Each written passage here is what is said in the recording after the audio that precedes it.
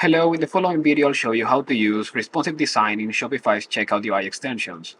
The reason I'm doing this video is because, as you've seen, in their current state, checkout UI extensions require us to use the components that Shopify provides, meaning we can't add regular HTML there or components from another third-party library. And also we can't add CSS there because the way of customizing the checkout styling is through the checkout branding API, which at the moment doesn't have any options for responsive design. So to handle responsiveness, we'll use the StyleHelper utility provided by Shopify in the UI extensions library, which you might have overlooked because it's here at the very bottom of the documentation. Unlike the other items in this page, the StyleHelper doesn't have any image attached to it, so you might have mistaken this as a link to a different page instead of a utility from this library. And with that being said, let's get started. So for this, I'll create a new checkout extension by running npm init Shopify app latest. This will create an extension in this folder over here. I'll just name this checkout responsive. And I'll select start by adding your first extension. This will install the dependencies and I'll be back in a moment. After finishing the installation, we have this folder over here. I'll move this to the top and delete this folder. And now I'm going to run npm from Shopify app generate extension. And from this list that I'll get over here, create this as a new app, select the name. And from this list, I'll select checkout UI. I'll name this just checkout UI, that's okay. And I'll select TypeScript with React, but you can select JavaScript with React if you feel more comfortable with that one. And now I'll wait for the dependencies to install. Now I'm going to run npm run dev to open the extension in the store that I'm going to be using, which is this one. You might get prompt to select the store at this point. And now that it is running, I'm going to press P and click on this. And here I have my extension being rendered. This is the initial state that we have based on what is in this file over here. Now let's say that in this banner over here, we are going to present the customer with some items that they can add to their cart at a special price. So let's say something like, hello customer. This could be replaced by the customer name. You can query that information. Here are some special offers for you. I set this. I get this message over here. Let's remove the title from here. I also don't need this or this. And now let's import the link, model, and text. The special offers will be a link, say special offers, and then this will be an overlay. And here I'm going to render a model. The title will be special offers. For now, I'm just going to say hello world. If I click on this, I get this model. This is working. So let's give this some padding.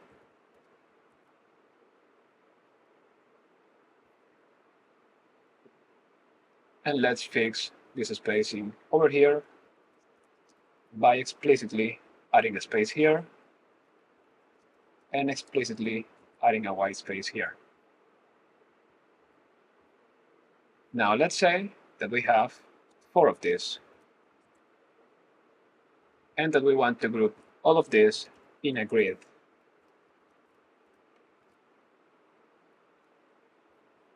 If I save this, let's make everything into columns by saying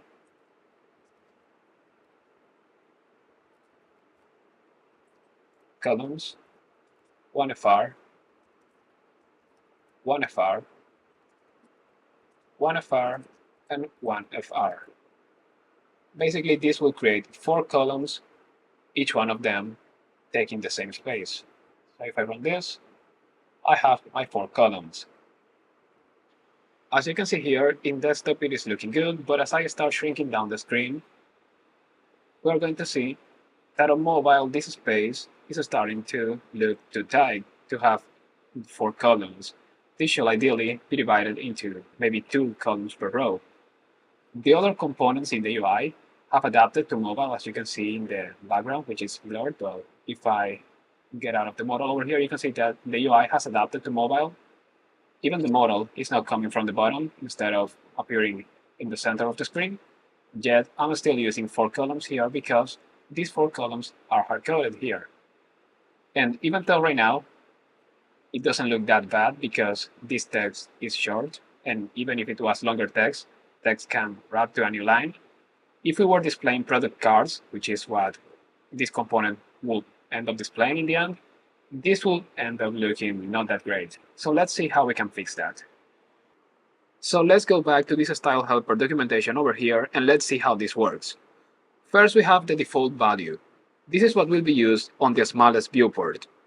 And then we use this when property over here to start adding conditions for the different viewports that we are going to support. You can think of the conditions as media queries. Over here, we can see other conditions that can be supported. Hover and focus, even though in CSS they wouldn't be media queries, over here they are added using the same style helper. But anyways, let's focus on viewport inline size, which is the same as doing a media query for min width. Inline size is the horizontal size of the page.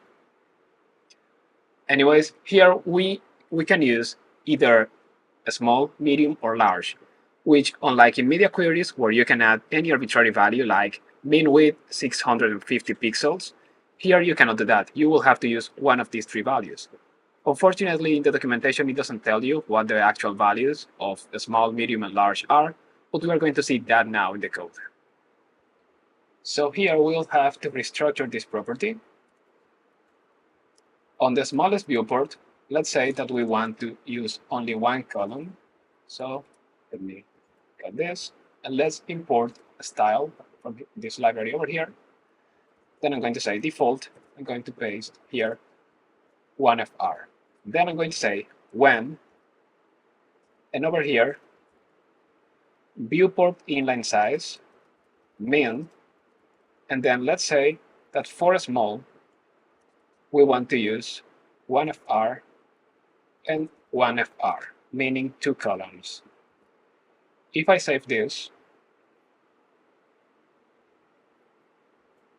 let's go back over here and open this. On desktop, I get 2 columns because this is larger than small, therefore it will use 2 columns as I don't have any other breakpoint. But if I go back to mobile, I see that it is using 1 column per row. So this is working fine. Now let's see what the actual value of a small is. So to get that, I'm going to start moving this over here, making the window larger until we see the point where this shifts to 2 columns. We should be around 750. See, let's start getting down one by one. And you can see here, in 750, it is using 2 columns, and 749, it is using 1 column. So let's start adding over here. A small is equal to 750 pixels. Then let's figure out what medium is equal to. For this, let's just replace this to medium for now. If I open this again, let's resize this. This is still using 1 column, and it will continue using them until around 1,000 pixels. So you can see here 1 column, and then it is using here 2 columns. So let's say medium is equal to 1,000 pixels, and then large. This will be, let's change this over here first.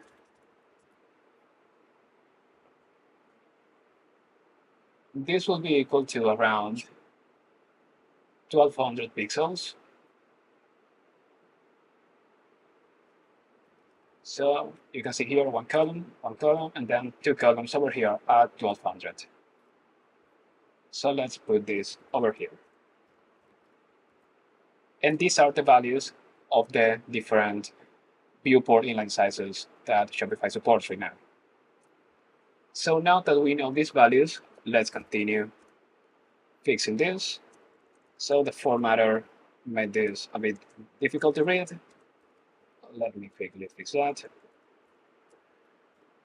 And we can chain these when conditions together. So I'm going to copy this one. I'm going to paste it over here. In this case, I'm going to say that small will be using 2 columns because even though it says a small is actually 750 pixels, which is enough space for having 2 columns. And then for medium, I think this is enough to have 4 columns. So let's do that. Let's save this. And let's see how this behaves now. So on desktop, we still get 4 columns. And as I shrink down this, I get 2 and then 1. Now let's see if we can apply this technique to other properties. For example, in banner, we have this status property that controls the color of the banner. So if I set this to critical, the banner is now red. If I set it back to info, then it goes back to being gray. Can I make it to be gray on mobile and then red on desktop? Let's try that. So style, default,